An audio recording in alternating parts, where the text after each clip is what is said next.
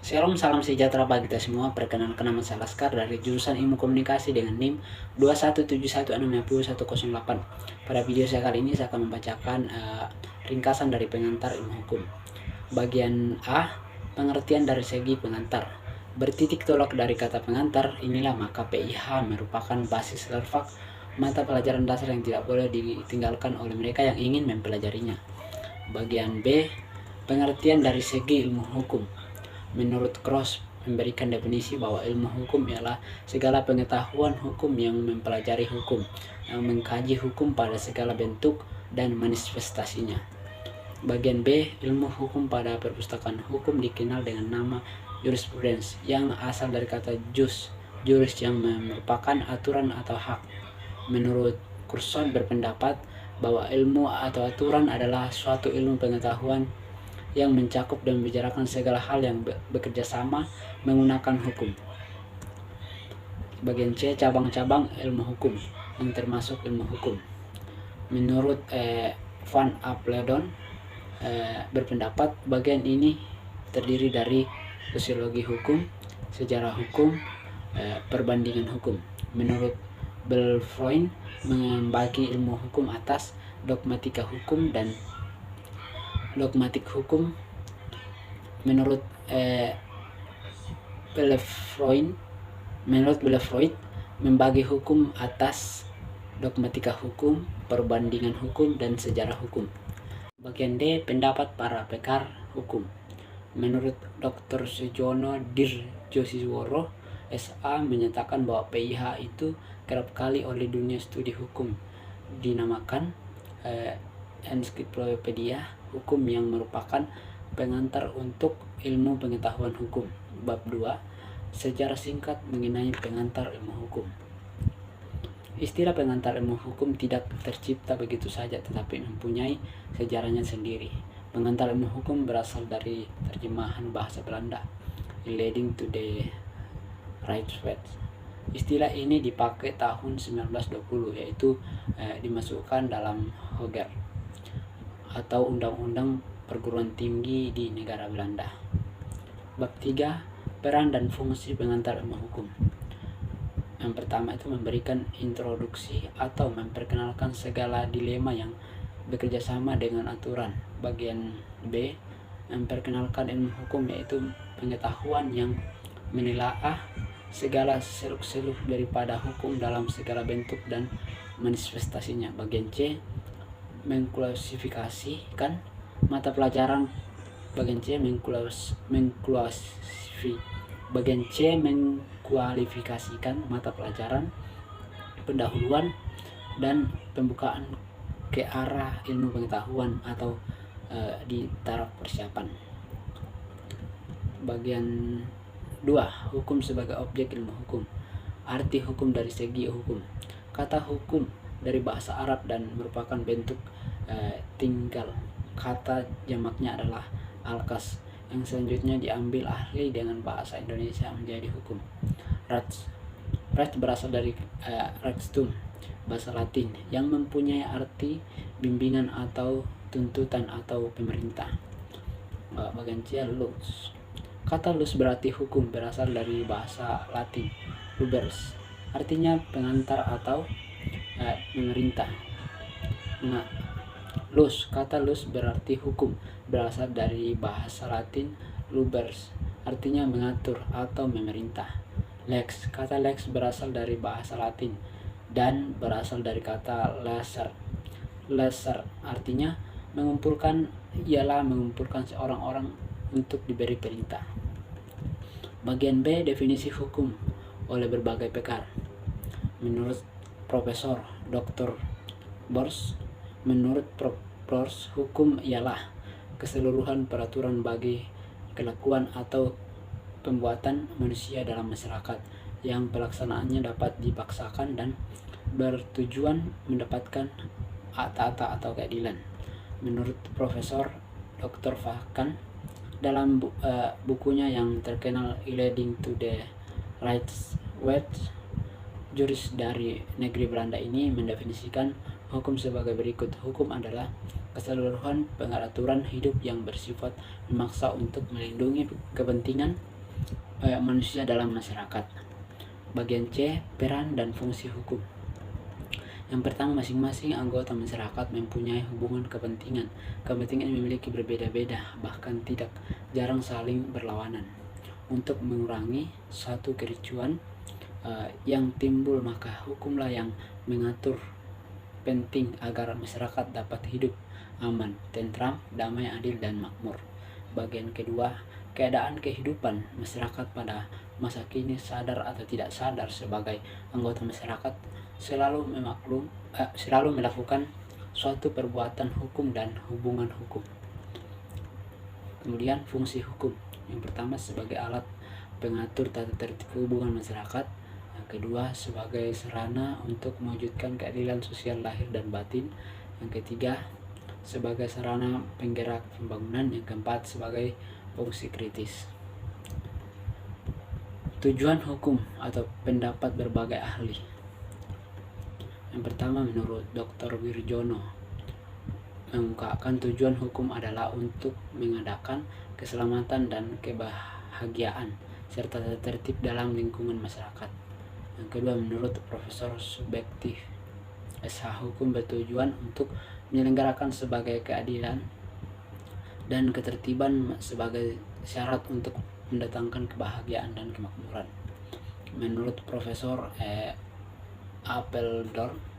Apeldoorn menyatakan bahwa tujuan hukum adalah mengatur tata tertib dalam masyarakat secara damai dan adil. Sumber-sumber hukum. Arti tentang sumber hukum. Hukum berkaitan erat dengan kepastian. Hukum hendak menciptakan kepastian dalam mengatur hubungan aturan orang-orang yang ada di dalam masyarakat. Masalah kepastian hukum tersebut berkaitan erat dengan masalah dari mana hukum berasal. Sumber hukum adalah segala sesuatu yang menimbulkan aturan-aturan yang mengikat dan memaksa, sehingga apabila aturan-aturan itu dilanggar akan menimbulkan sanksi yang tegas dan nyata bagi pelanggarnya. Bagian 4, macam-macam sumber hukum. Yang pertama, sumber hukum dalam arti historis, tempat kita dapat mengungkapkan hukumannya dalam sejarah dan segi historis. Bagian B, sumber hukum dalam arti sosiologis, merupakan faktor-faktor menentukan isi hukum positif seperti misalnya agama dan pandangan agama. Bagian C, sumber hukum dalam arti filosofis, kekuatan mengikat dari keadaan hukum bukan semata-mata didasarkan pada kekuatan yang bersifat memaksa, tetapi karena kebanyakan orang didorong oleh alasan kesulitan atau kepercayaan. D, sumber hukum dari arti formil, sumber dilihat dari cara terjadinya hukum positif merupakan fakta yang menimbulkan hukum yang berlaku yang mengikat hakim dan penduduk. Bagian F, pengelolaan dan klasifikasi hukum. Pengelolaan hukum. Yang pertama, hukum tertulis meliputi hukum undang-undang, hukum perjanjian antar negara dan sebagian kecil hukum adat.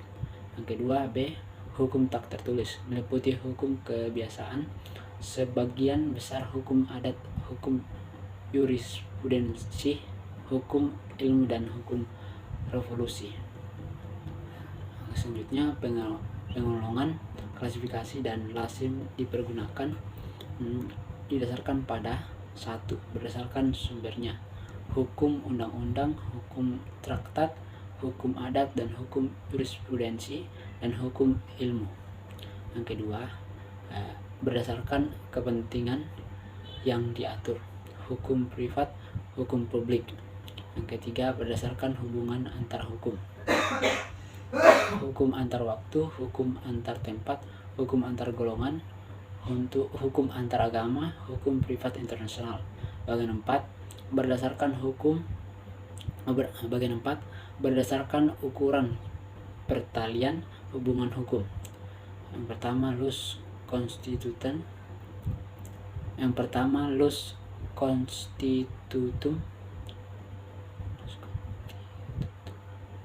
Bagian 4, berdasarkan ukuran pertalian hubungan hukum. Yang pertama, lus constitutum.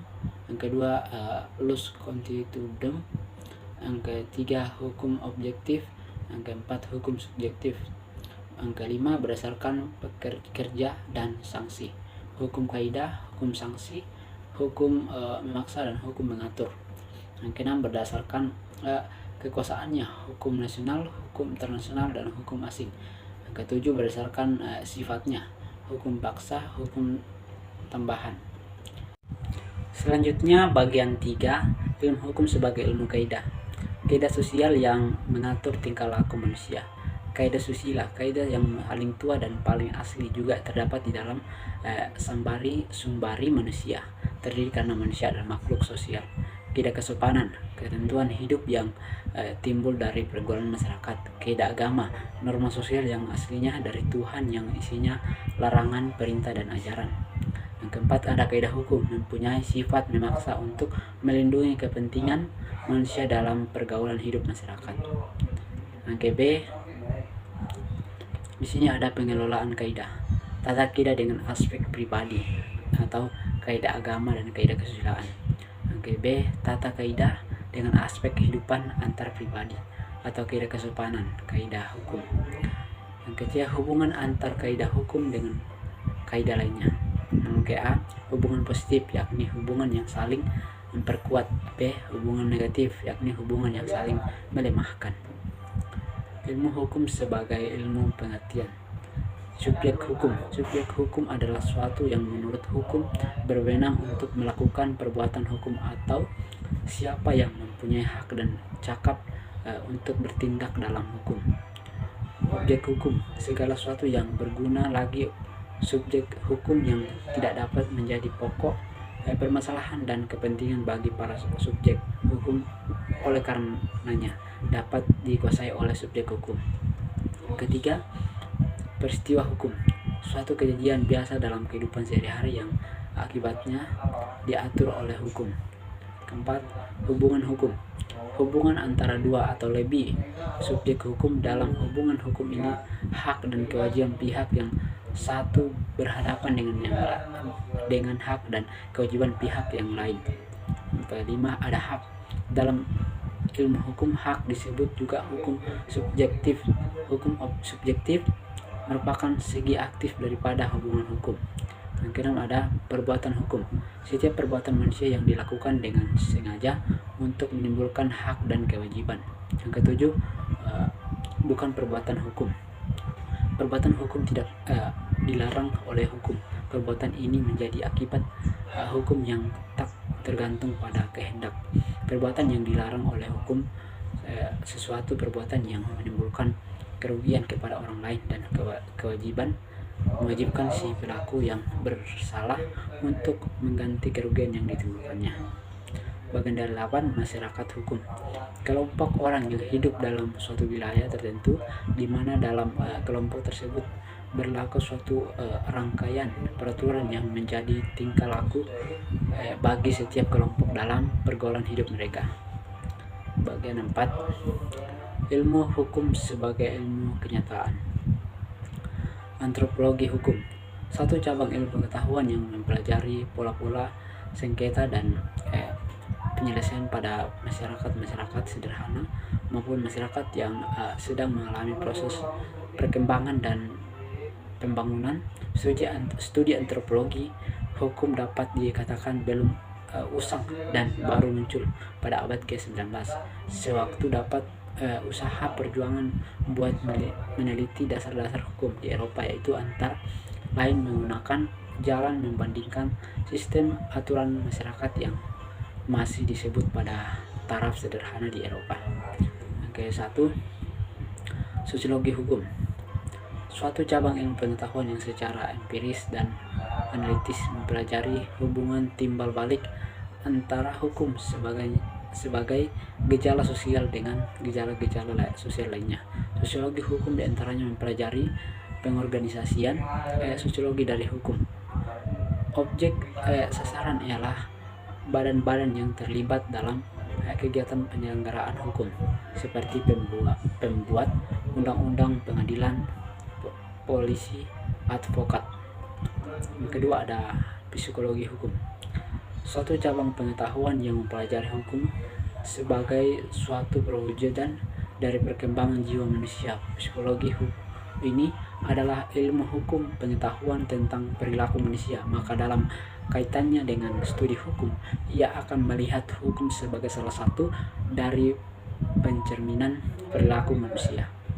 Yang ketiga, sejarah hukum.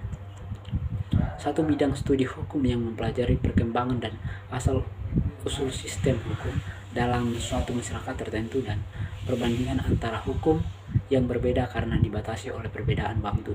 Studi mengenai sejarah hukum akan menghasilkan keuntungan sama seperti mempelajari sejarah hukum. Salah satu keuntungannya adalah bahwa pengetahuan mengenai suatu sistem atau lembaga atau pengetahuan hukum tertentu menjadi lebih mendalam dan dipercaya. Yang keempat ada perbandingan hukum. Perbandingan hukum sebagai metode penelitian.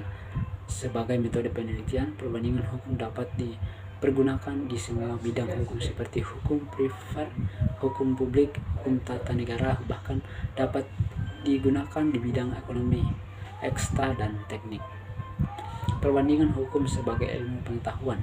Perbandingan hukum sebagai ilmu pengetahuan melangkah lebih jauh. Di samping peneliti, adanya persamaan dan perbedaan. Perbandingan hukum menyelidiki sebab dan latar belakang dari persamaan. Yang kelima ada tujuan perbandingan hukum. Yang ke A, usaha mengumpulkan sebagai informasi mengenai hukum asing. Yang ke B, usaha mendalami pengamalan yang dibuat dalam studi hukum asing dan rangka pembaharuan hukum. Yang keenam, fungsi daripada perbandingan hukum. Fungsi teoritis daripada perbandingan hukum, peran yang sangat penting dalam era pembangunan hukum yang akan datang. Era pembangunan ini meliputi pengembangan ilmu hukum dan praktis hukum dan pembinaan hukum. Ambil fungsi praktis daripada perbandingan hukum. Perbandingan hukum juga sangat bermanfaat di dalam politik